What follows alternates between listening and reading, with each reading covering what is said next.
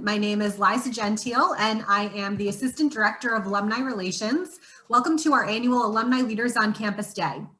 This program is a collaboration between the Office of Alumni Relations and the College of Food Innovation and Technology, and celebrates our alumni who are doing such great things in the industry. This afternoon, we have some amazing alumni working directly in the field here to speak with you, and we're so grateful that they've taken time out of their very busy schedules to be here. I know that you'll find their experiences and stories inspiring. I'd like to turn it over to Bridget Sweet, our Executive Director of Food Safety, who will moderate this discussion. Thanks, Liza. Good afternoon, everyone, and welcome to today's discussion. As Liza stated, my name is Bridget Sweet, and I'm the Executive Director of Food Safety, and I'll begin by asking our alumni a few questions. While they're speaking, feel free to ask questions in the Q&A section. Your professor will send them in for you, and they'll be answered during the second half of this program.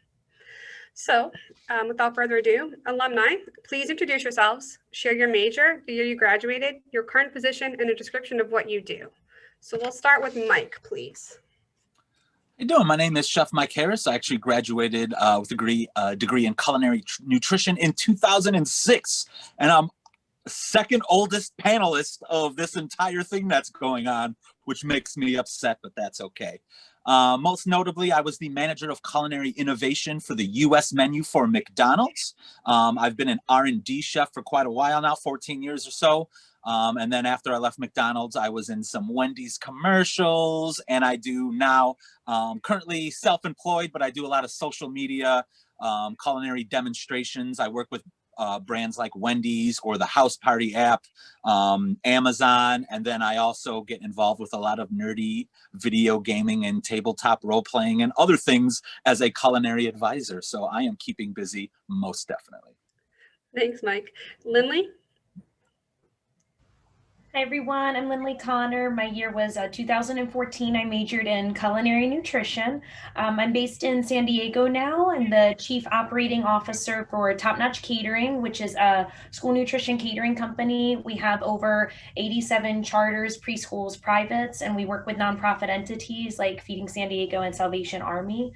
During COVID, we've gone 5 times past our regular capacity, that even today we're doing 24,000 meals just in one day.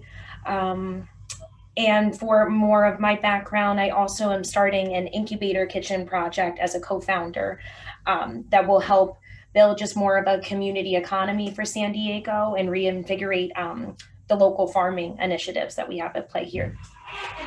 Excellent, thank you. Mario? Thank you so much. Super happy to be here. My name is Mario Limaduran. I graduated in 2014 with a culinary nutrition degree. Attended the North Miami and Denver campus, did 2 years on each campus. And currently I am the executive performance chef at Trifecta Nutrition. I started as the executive chef, and then the role evolved into more of a performance aspect, meaning taking care of everything that has to do related to sports performance. For the last 2 years, I've also been the leader in creating the partnership with the UFC. So we have a 5-year partnership with the UFC where we provide the culinary nutrition services during fight weeks while supporting athletes during their fight camp by sending food from our meal delivery business. If you guys are not aware of what Trifecta or who Trifecta is, we're the largest organic meal delivery company in the United States. We ship nationwide. So 50% of my job is doing R&D, and the other 50% when I'm back in the office in Sacramento, California, is creating content both in blog form, video form, and also doing R&D for the meal lines as well. I have gone on the entrepreneurship side, and I am starting a company with the intention of creating healthier products that already exist. So R&D has sort of become part of what I do by just by getting into it and doing it. So we're going to launch our first product hopefully within the next year. It's called Prime Plus Creamer. It's going to be the healthiest creamer, like a healthy cream, coffee creamer to ever hit the market. We can go into details on that later on, but so that's me in a nutshell. Thanks, Mario. And Meaghan.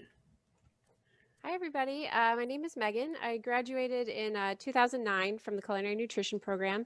I'm currently a dietitian for the Massachusetts WIC program that sits underneath the Department of Public Health.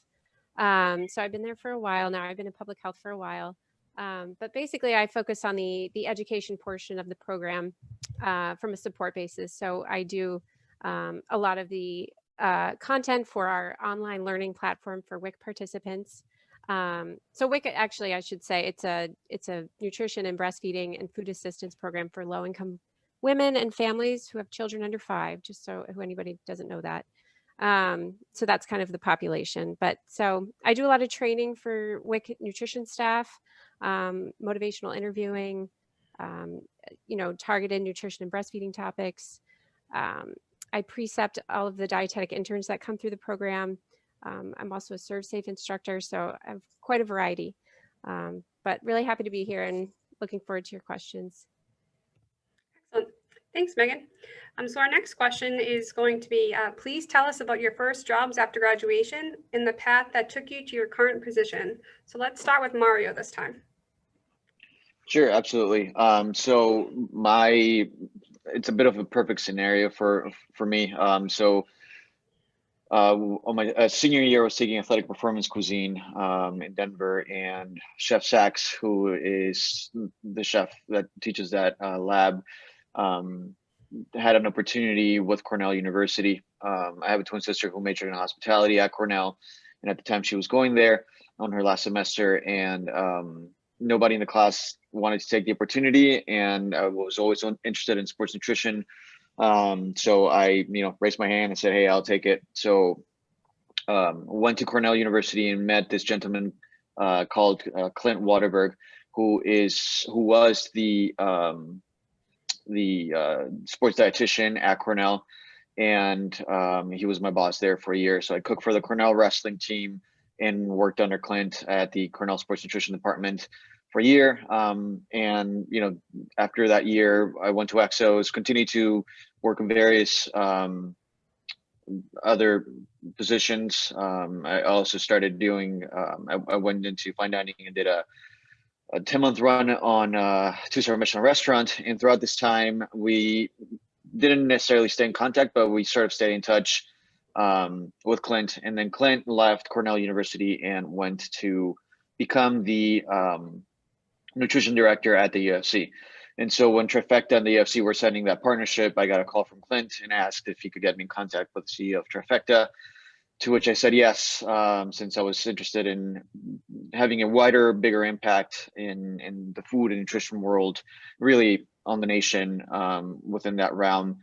And Trifecta was the perfect opportunity for that. So thanks to that connection, on my first job at Cornell University, taking the opportunity to do my internship there, thanks to Chef Sachs, who set that up, I was able to land on the current position that I have right now. And we've taken something that was completely non-existent to creating the #1 sports performance program on earth. So it's been an exciting 2 years with Trifecta.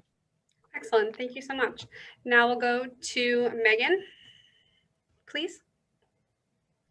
Sure. Could you just remind me what the question is? I guess. So tell us about your first jobs after graduation and the path that took you to your current position, please. Okay. Thank you. So I finished my dietetic internship kind of in the middle of the financial crisis, which was fun. So it was very difficult to get a job then. I will say I went on about 20 interviews, but I took that as a nice opportunity to refine my interviewing skills. So never see that as a bad thing, in my opinion.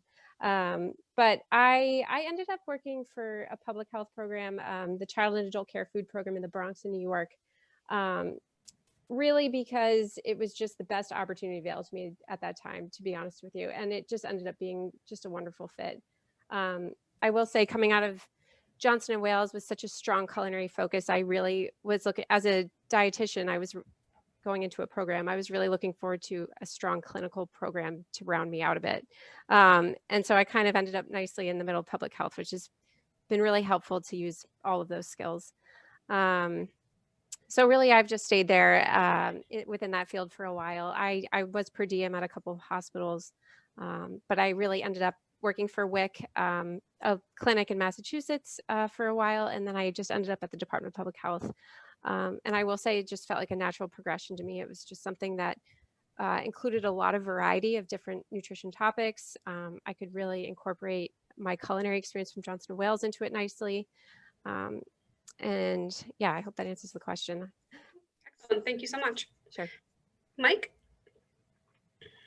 So I, as a lot of regular culinary students, I grew up wanting to own my own restaurant. After the first 2 years of culinary, I did an externship at the Wentworth Club in Virginia Water, Surrey, which Johnson & Wales obviously organized, and learned so much.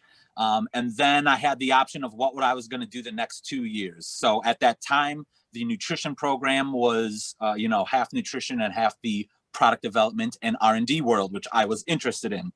The story goes that I also wanted to be the guitar player and screamer in a metal band. So after graduating, my nights, weekends, and holidays are show night. I couldn't necessarily be working in a kitchen in a restaurant because I have other passions that I wanted to do as well. So that I tell people the R&D life, I kind of fell into it, which is kind of true, but not really. In my my senior year, the second trimester, I got an internship at Orville Kent Foods, which is a refrigerated food manufacturing company. So then I had a job offer before I even graduated. So I came back to Johnson & Wales from there, which led me down the path from then. Obviously we have a lot of nutrition heavy folks here. And I will say that although I worked for McDonald's, which would be counterintuitive to, let's say, nutritionally sound organization, I felt I wanted to try to impact the world in a positive way as much as I could. And instead of being on the outside pointing fingers, I'd rather work for the company and try to make it better from the inside. So removing artificial ingredients, reducing calories, even going down into how products are marketed towards children, towards family. How do we serve more fruit? How do we reduce fat, reduce sodium? Especially in a world where a lot of those consumers don't necessarily care or are not educated enough to make those types of decisions.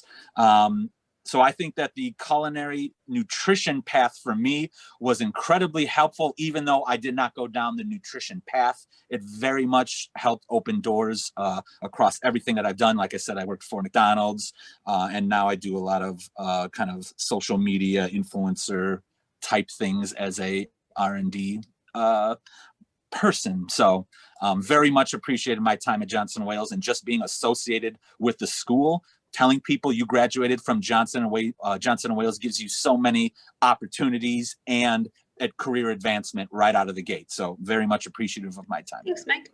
All right, Lynley, do you need me to repeat the question? No, I'm good, thanks. Just like I said at the last panel too, I took every job that I could. I moved to New York City the day I graduated from Johnson & Wales. And I just took every side hustle that I could, from working on the High Line, being a soda slinger for Brooklyn Soda, to I also would do nutrition work. Just had a couple of clients that I would work with on any other restaurant industry job that I could get.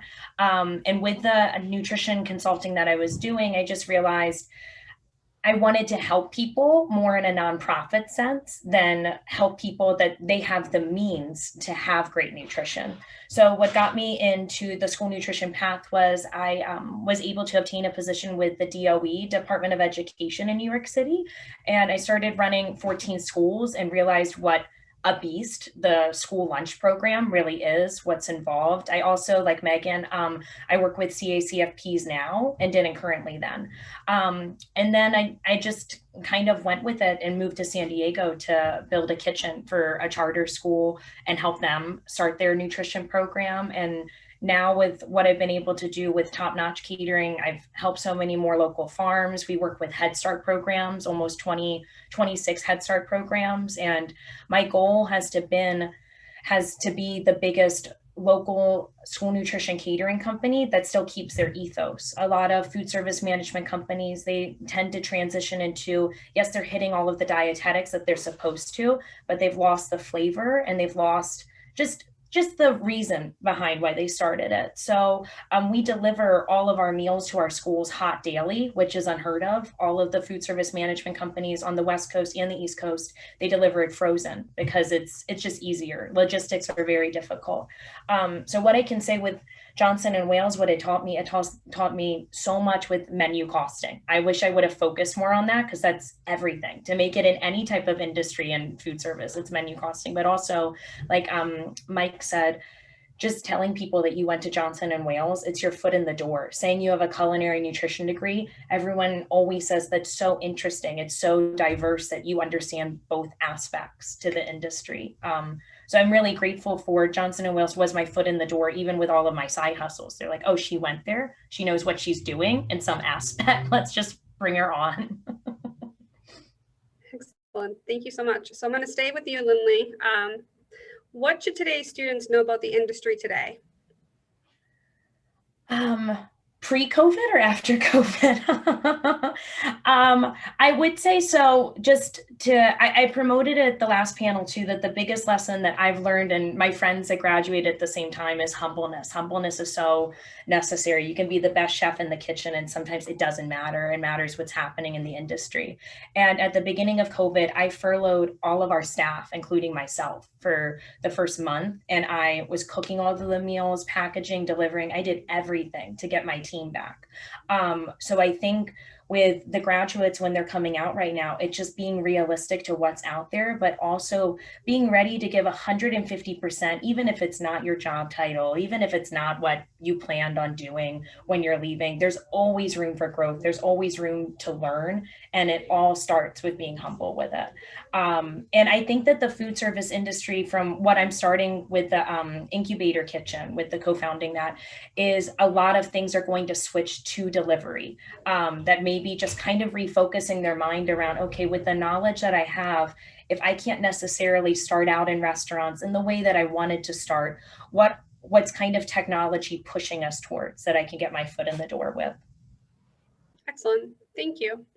Now, Mario. Yes, could you repeat the question for me, please? Of course. What should today's students know about the industry as it's current? I much like Lynley said just now. I think, and I promoted this in the first session, but think of the food industry as food, not just as restaurant, right? And really, there's a lot of change coming into play in the culinary industry.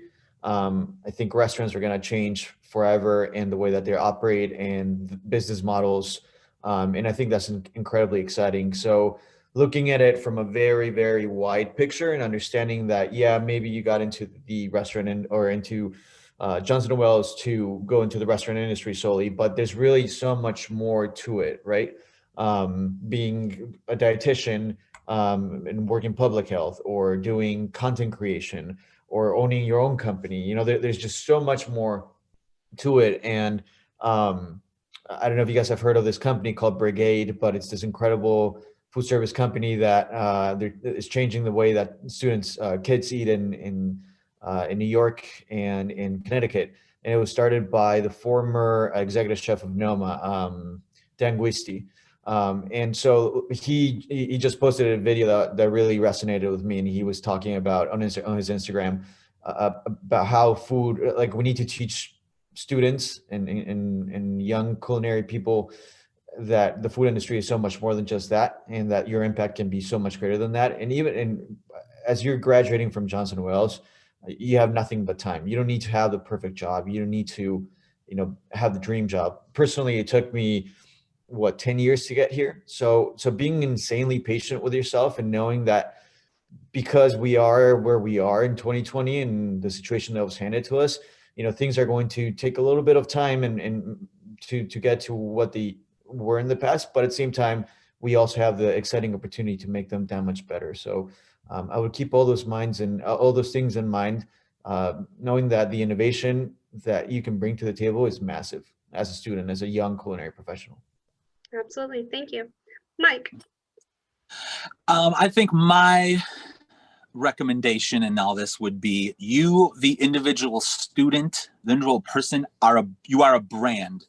Everything you do, everything you say, the people you associate with, how you represent yourself visually on social media, on LinkedIn, who you talk about, if you talk negative about groups of people, all of these affect your personal brand, who's going to hire you, what companies want to work with you. And this is well above and beyond just the food and beverage and culinary and nutrition industries. This is, you know, if you want a job in whatever industry, this is affecting you now.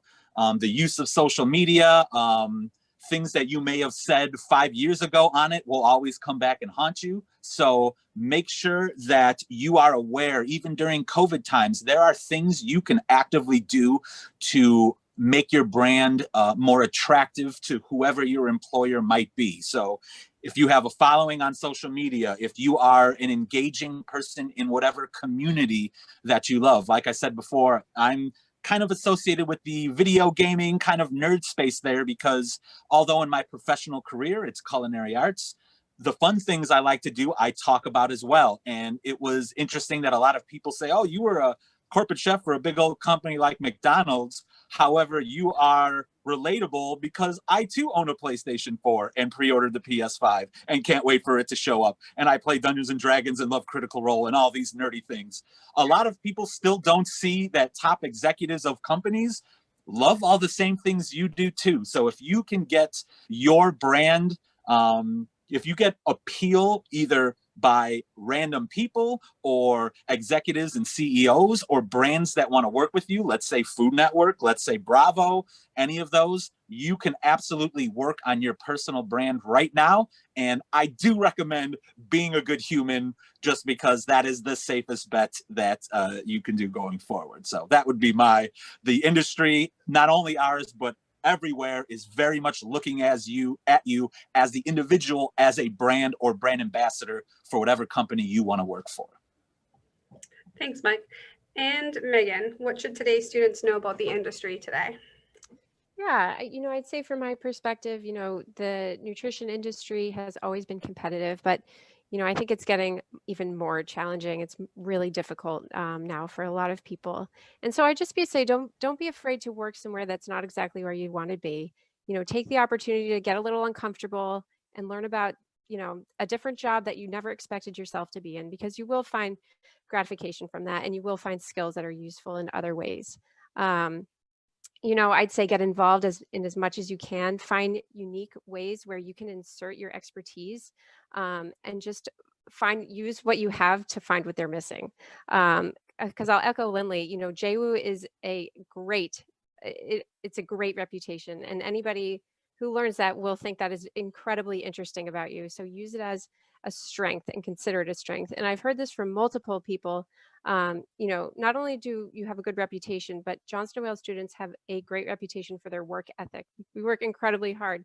Nobody knows what it's like to go through culinary school. It's incredibly challenging. I have dreams about it still. It's hard. So you come out of that like strong. Like, it's hard to put you down. I'll say that. So, use that. Just remember that. Remember what school was like, and use that as you go out into the workforce. Thank you. I appreciate that. So with that, I think we'll go ahead and transition to questions from the students. Do any of our faculty members who may be on have questions to put in the chat box?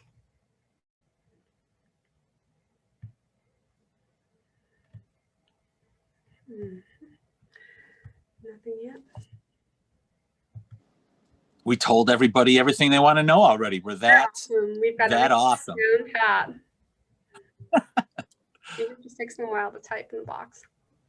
If I may add something to what Meaghan just said, Johnson & Wales, the specifically culinary nutrition program was very much so ahead of its time. I strongly believe and see that. The fact that we were able to graduate from that program and combine and be that bridge between nutrition and culinary, and understand how to make food nutritious, but at the same time tasty. That's something that from a personal from a personal level, and something that I'm also hearing in this panel, is insanely unique, because there's a lot of dietitians who don't know how to make food delicious, who understand that you need 10 grams of fat and 20 grams of carbs, but how do you translate that to a plate, you know? And Johnson was what the knowledge that I got from culinary nutrition program is so far ahead and so unique that now I turn around and look back and look around me, and the people that are within the sports nutrition and that have the knowledge that I have is minimal. You know, I'm one of the few ones from looking around and trying to find actually people that I would like to hire. It's incredibly unique, the being on this path and on this aspect. So don't think that what you're learning is, you know, something that a lot of people are learning. Johnson Wales has had a very clear and unique vision with this program for a long time. So it's, you know, be proud of that. Thank you so much for that. So our first question came from Chef Farron's class, and the question from one of the students is, what elective course would you recommend taking? Or what elective courses would you recommend taking? I can jump in. Oh no, go ahead, Mike. I was going to say, at least with my career path. So I did 2 years of culinary. And then I had the opportunity at that time, there was the C4, N4, and, baking pastry 4 years. I felt that for me, I worked in the industry since I was 14. The first 2 years for me were relatively easy because I was in culinary arts and did all these things. So at that time, I was like, how about I take a bunch of stuff I have no knowledge in whatsoever, because college is the time to do that. So I would say, as far as electives, either pick something that you don't feel you got represented enough. So I wish I had more R&D classes at that time to take food safety, food science, and all those kinds of things. So I would have elected to take those. But the value that classes like medical nutrition therapy, nutrition in the lifespan that I took, that, you know, I was going to do R&D, this is irrelevant to me. Well, when you get out in the industry and realize you are helping shape kids' nutrition in Happy Meals, and how is that appropriately or inappropriately marketed towards children and families? How do you help in scenarios where there's a food desert and you are a fast food restaurant that a lot of your menu is not geared towards nutrition? How do you, translate what you learned in culinary nutrition or those classes into that world? So taking those classes I had no knowledge in was so helpful to my career, even though it was not necessarily the major I was going into. So I would say either pick something you don't feel like was represented enough for your career path, or go ahead and take something adjacent. If you are working in R&D, food safety is almost a #1 class you need to take, because if you are manufacturing for a restaurant that serves 31 million people a day and it is not food safe, your brand and company will go in the hole real quick. So think of other things that might be adjacent to the career you want as well, which would be very helpful in the long run. Great answer, Mike. Thank you. Lynley, did you want to add anything? I was going to say food safety is one of the things. I 100% agree, because like Mike said, you can lose your company overnight so quickly, just because you either grow your business too quickly so you don't have time to train your staff in the methods that they need, or you have trained your staff, but now your portions are too high. So no matter what, food safety is the absolute most important. For my personal journey, I wish that I had taken an accounting course, because even if you're going to be a head chef, even if you're going to be a dietitian, there's basics of accounting that you need for any type of leadership role that you're going to take. And the pun of my career is that Johnson & Wales Culinary Nutrition was set up so beautifully that they did teach on school nutrition. And guess who ignored it? And who is audited on it at least 6 times a year. So even the little things that at the time that you're there, you think there's no way I'm going to take that career path. Pay attention, keep your notes. I'm sure you're sick of hearing that, but speaking as someone that it would have helped a great deal when you're thrown at 14 schools out of nowhere. Just pay attention to everything, but please take accounting. Thank you. Mario or Meaghan, anything you want to add to that question? I think Lynley and Mike, they really covered it. Go with them. Yeah, election, I would say whatever elections suit your career, to a lot of what Mike was saying or are adjacent, is the perfect way to go about it. it really depends on what you want. Awesome. Thank you both so much. So our next question is, where do you see the future of food going after COVID? I actually wrote an article on this. It's not published, but it's sitting right there, ready to be published. I think I'll take a stab at this. I think there's tons of changes coming, especially in the restaurant industry. I don't believe it's obvious that a restaurant in New York City cannot withstand operations by just selling food and beverage anymore because of rent, because of how expensive life is. And so there needs to be a change in how the business model of restaurants. I think a beautiful thing that COVID has given to the restaurant industry is losing the fear of delivery, right? Of food delivery. And so like so many restaurants are now doing curbside pickup, or the restaurant I worked at in LA is taking orders and cooking them with a skeleton staff and selling it at the farmer's market, or taking it to the farmer's market so that people can pick it up over there. So I think there's going to be a massive creative change within how business operation or business models are within restaurants, so that we're not found with our pants down once again. I would suggest you guys listen to Dave Chang's podcast. He has this segment called Too Small to Fail that talks and goes deep into this. I personally believe that restaurants need to get really serious about their brand and the marketing. Unfortunately, branding and marketing is not necessarily a massive thing within the restaurant industry. I think as chefs, we get to move past the idea that having our names in a casino is selling out, rather than having multiple streams of income from partnering with Culinary and having Chef Mike's brand of a smoker, or having a line of pans made with Maiden, just like so many chefs are doing now. And knowing that as a chef, people look up to us in ways of, okay, if this chef is using this salt, then I want to use it too. And having that positive effect on culture and society, because we are the leaders within the food and world industry, So those are a couple of points. I can go on and on about it, but I think that's how the restaurant and the food really industry is going to change. Hopefully we make that change. Anyone else want I to can, add? Mike? yeah, I can add in. At least when I was younger, I used to go, and especially people either in New Jersey or the diner. You go to a diner and there's 7 pages, or the Cheesecake Factory, another great example. 10 pages, so many menu items. How is it possible that you can serve all these menu items? Then things changed a little bit with actually Chipotle. That type of restaurant, that menu style was hyper acute. It was, we do these things very great. Now let's fast forward to COVID times. There are people who are making ghost kitchens, who are developing restaurants that have no physical footprint. They are literally just a delivery mechanism. They may have 6 or 7 different restaurant brands all being cooked and delivered out of the same kitchen. So once again, similar to what the rest of the panelists are saying, is how to be fluid in these scenarios.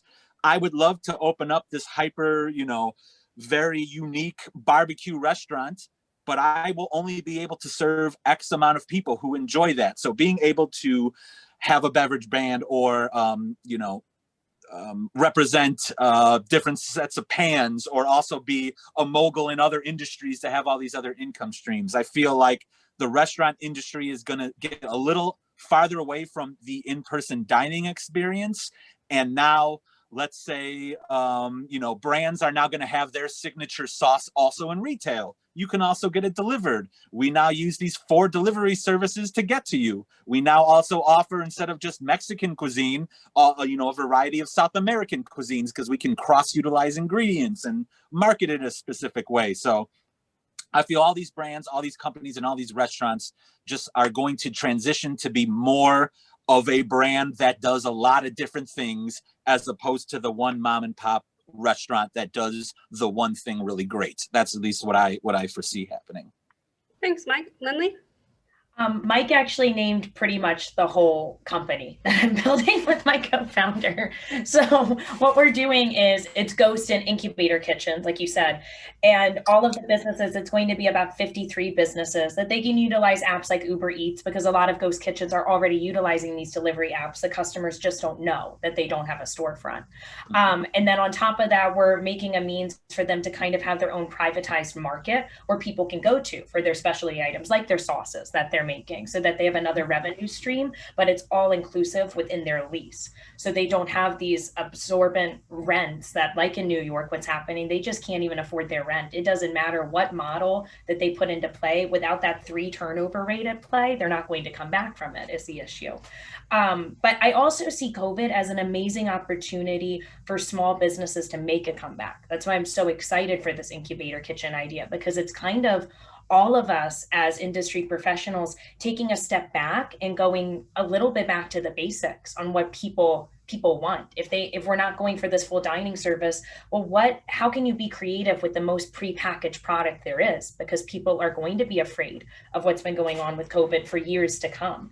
Also, maybe there's a way to link into, maybe I'm giving away my next idea, but it's okay. Maybe there's a way to link into, okay, if I have to figure out this prepackaged game and still be the best chef, how can I do it that's so environmentally conscious that I can market it, but also cover my paper goods cost with my initial food costs? So I just see everything that's going on as an opportunity if you just wrap your mind around it and change the narrative on what you think the industry is supposed to be. Thanks, Lynley. Meaghan, do you have anything else to add?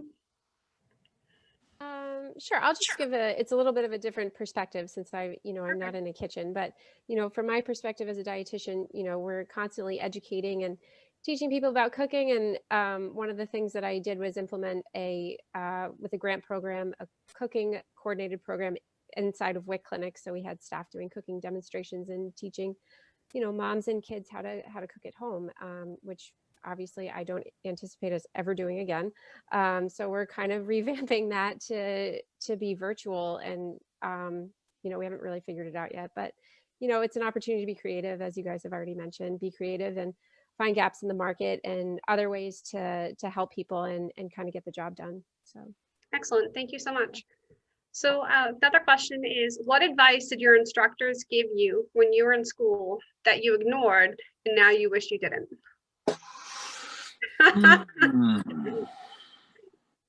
Whoever wants to go first.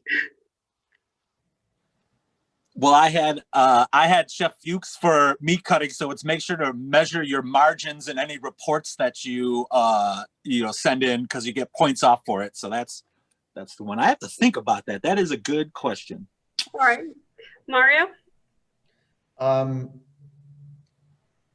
I think so. It's funny how with age your ideas change, and when I was in school I was like, I'm not gonna read the book, like I'm gonna learn everything from the lectures. But now that I'm 10 years into my career, I'm actually rereading the book that Johnson Wills gave us, just kind of like re-going over the basics. And in an earlier panel, Stephanie, one of the panelists there, also said that stay humble and know that there's many ways of doing one thing, and you can continue to relearn it over and over again. I think what I missed the most was reading that book and really absorbing that information, to really own it and really be insanely good at it. So yeah. Thank you. I think I finally did have, remember the one, and it was, upon graduation, your name is not going to be on the door. So 99% of the time, it's not going to be Chef Mike's restaurant that I'm opening upon graduation. You have to understand you're going to be working with other people. You're going to be servicing a specific customer. So instead of coming out and saying, you need to try my version of chicken Parmesan, you already have data at your fingertips on who's coming to this restaurant or using this brand, or who am I engaging with in whatever scenario you're going to work in. And just remember that sometimes you do got to take the chip off your shoulder and say, this customer wants a certain specific thing. I make vegan cuisine all the time. I am not vegan. you know, that's just not my thing. But I certainly appreciate that it's people's choice. And I, as a culinarian, should want to serve my customer as best as possible. And that means not forcing necessarily my opinion of things on them.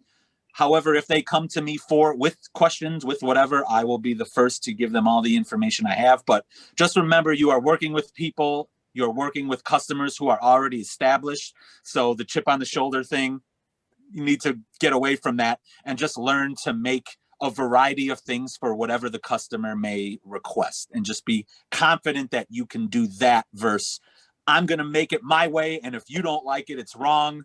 As much as I'd love to be a Gordon Ramsay and yell at the people, that's just, in my world, that is not how to be successful. Thank you.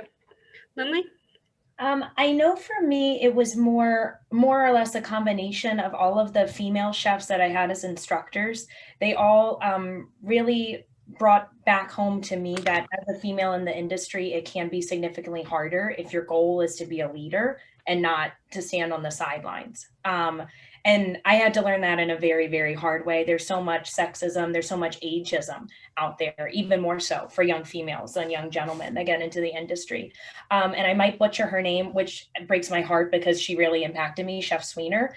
I remember reaching out to her before getting my job in New York City with the DOE and just asking for a recommendation because where my career was going, I wasn't really in the nutrition field anymore and I wanted her help.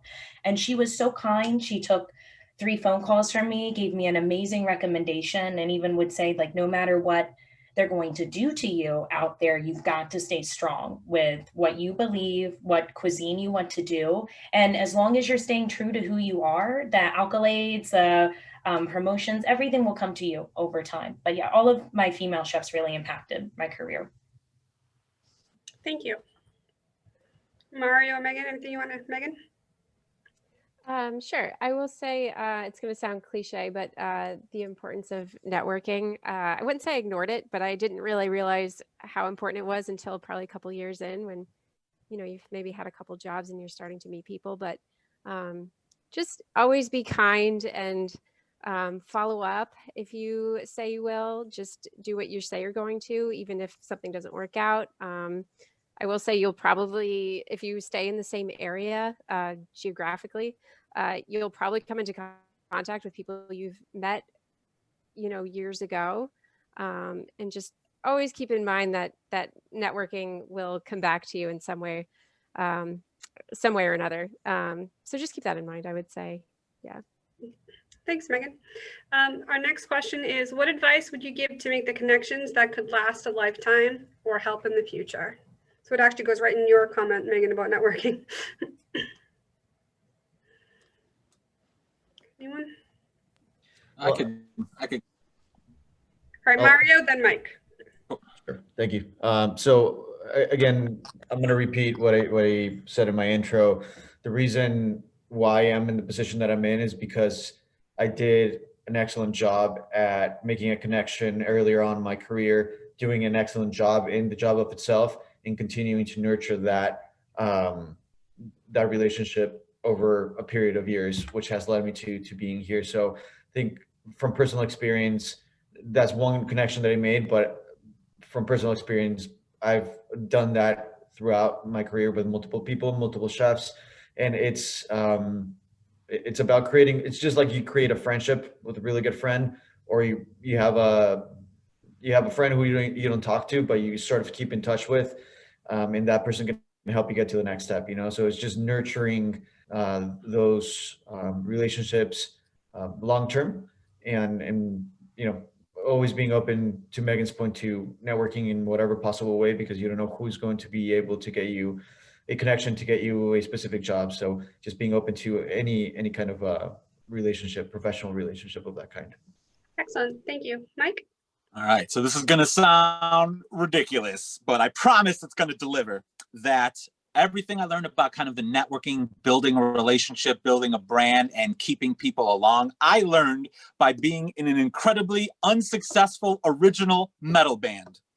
So you start a band with your buddies, with your friends. And how do you get people who have no idea who you are, never heard you, never engaged with you, never eaten at your restaurant? How do you get them to pay the $5 to come see you? And if you relate that to your career, so I need to be great in the community. So we are all in the food and beverage world. So if people in the food and beverage world, let's say a former college you used to go to wants to reach out so you can inspire the youngins there, that's a great opportunity to engage in that community.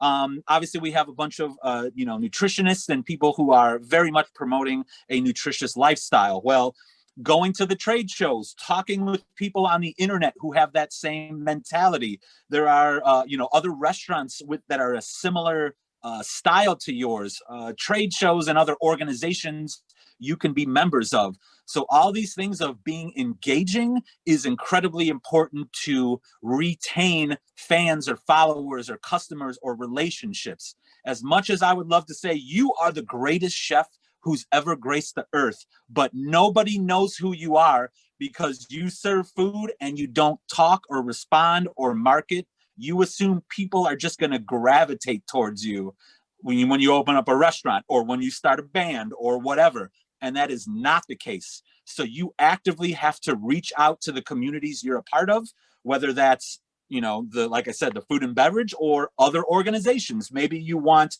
more people represented at your place of employment. Well, engage in that community and follow up and actually respond, because enough people are famous and do famous things and you don't actually engage with them. You just see it and think it's awesome versus a famous person, oh, I love you, Mark Hamill. Star Wars is great. Well, if Mark Hamill likes a tweet or responds to you in any way, your head is going to explode and now you love that person more. So if, let's say, I influenced a young culinary student who then goes on to be the next Food Network star, if they respond, oh, Chef Mike was so nice to me back in the day, gave me encouraging words, said to engage in the community, so I reach out and support all of these other young culinarians, that is going to build your brand. That's going to be a positive impact for you, for your career, but it's also going to make those people want to continue to work with you, continue to associate with you, and it's going to keep those relationships much stronger than if you're, once again, the chip on the shoulder, high and mighty, I'm the best, here's the stuff, I don't care what you have to say.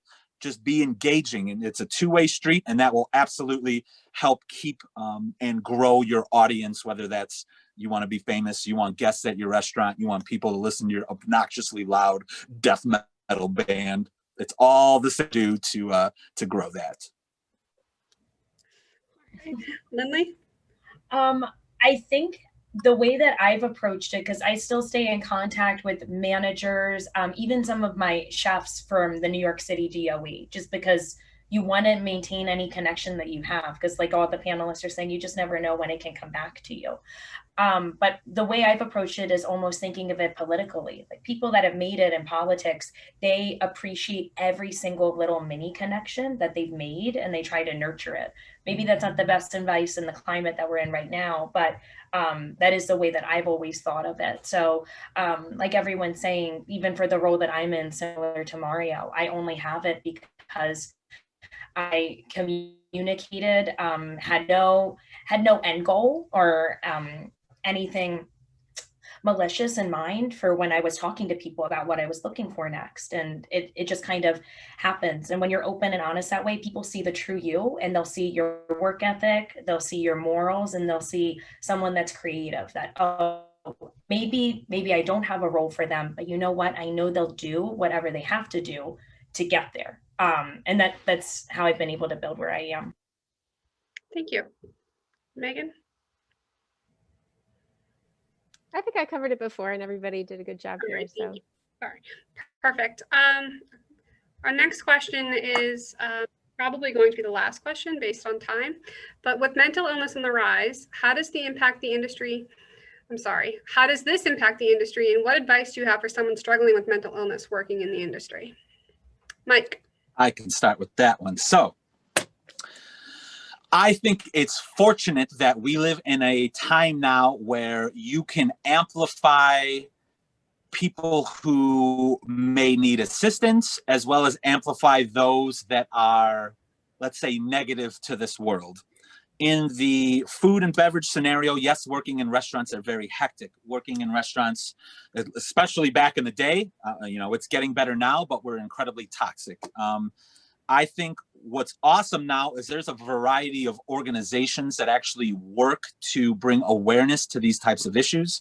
Obviously, I am a gamer, so there's a group called Take This, all right? And they set it up so if you go to a convention and you have social anxiety, they make sure that there is a room there for you to decompress that's incredibly quiet so that you can take some time and get rid of those stresses that you may feel in a heavily populated Vegas lights blinking and all these other things. So there's actually organizations that try to assist with that. Now, overlay that on the food industry, perhaps, and it's, with COVID coming on, that of course sets up a great scenario of how do you safely seclude people within your restaurant that may not want to associate with other people for whatever reason.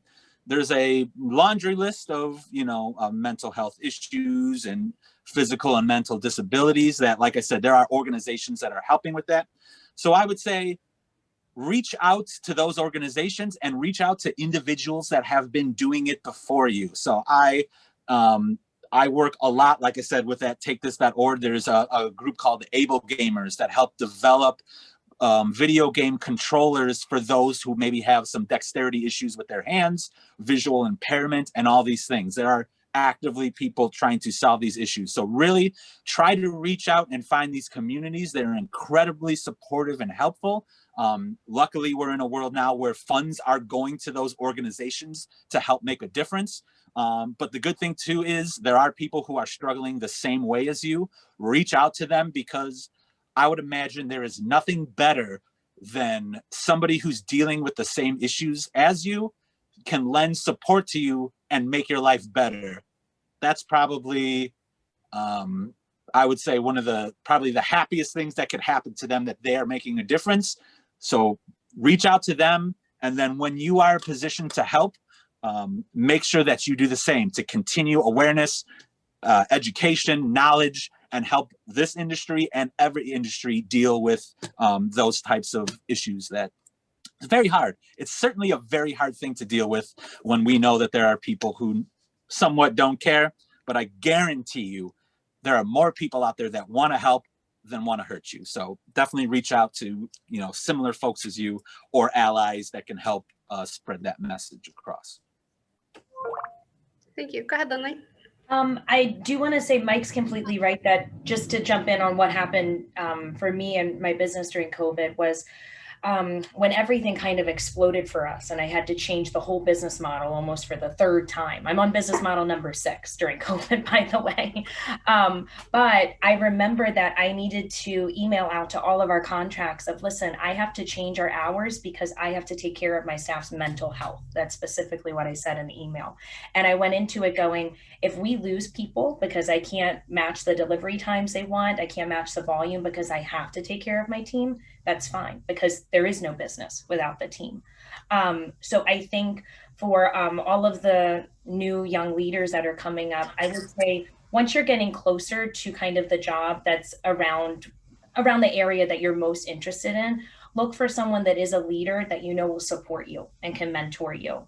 And someone that's willing to lose business to help you, because it's very few and far between. And what I was most shocked by was the positive feedback that I got from just sending that out of, I'm going to take care of them no matter what. You guys are clients, but I'm nothing without them. And I had almost 30 contracts say, you know what, I respect the business even more now that you're willing to do that. So I think the industry is changing, and the benefit to COVID is people are more receptive to mental illness as well as health, that we're taking kind of the European mindset of, you don't need to work on the line when you have the flu. Dear God, please go home. I'm glad that those type of things are changing for the better. Awesome. Thank you. Mario? Well, from a personal perspective, I would say if you're dealing with some sort of a mental,